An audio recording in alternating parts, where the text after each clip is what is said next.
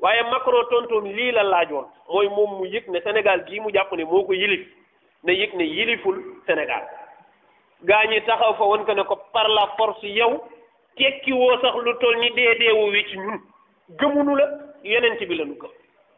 ba mu yëg ne réponse bii la ko Sénégal jox parce que ñun ki nu waroon a tontu mooy président Macky Sall te tontu lu ñu moom dafa tànn sëgg dafa tànn toléré waaye ñun mënuñu ko toléré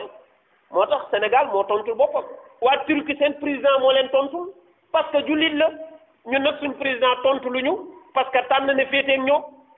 wan nañu boppam ah man wax naa ne wan nañu boppam xam naa fi mu féete loolu leer na ci man nañ waaw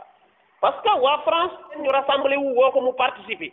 fii imam yi organisé pour tontu leen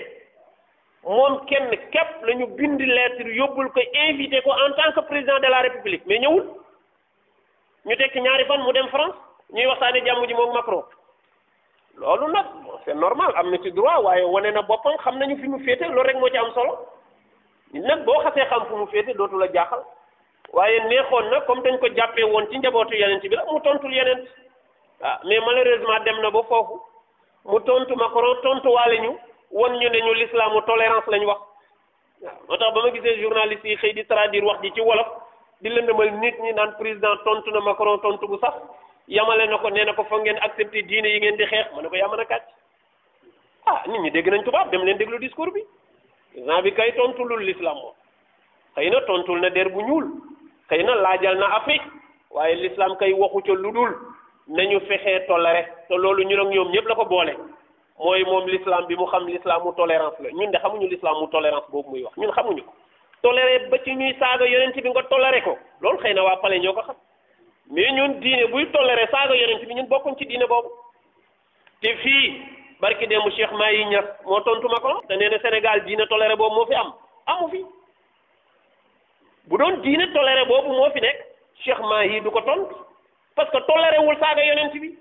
barki démb bi ñu fi caricaturé Serigne Touba ca waa Jeune Afrique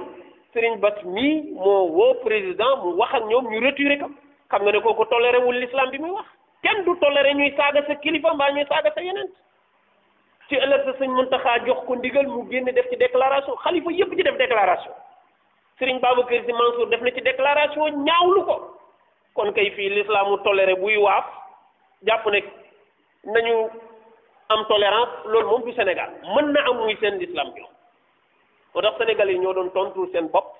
parce que kañu doon tontu réponse boobu la laajoon mooy que nu foogoon moo nuy tontuwul suñu place Sénégalais yi jóg tontu seen bopp wala jullit yi bokk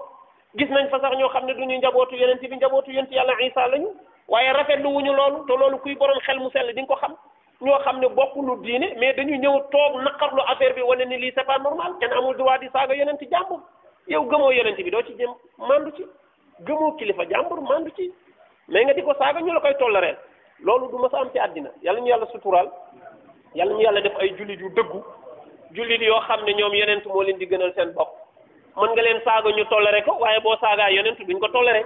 même bu amee ñeneen ñu mën a am boobu pas-pas na rees ak jàmm waaye ñun li ñu tànn daal mooy yàlla na nu yàlla may bu nu am sago ci yonent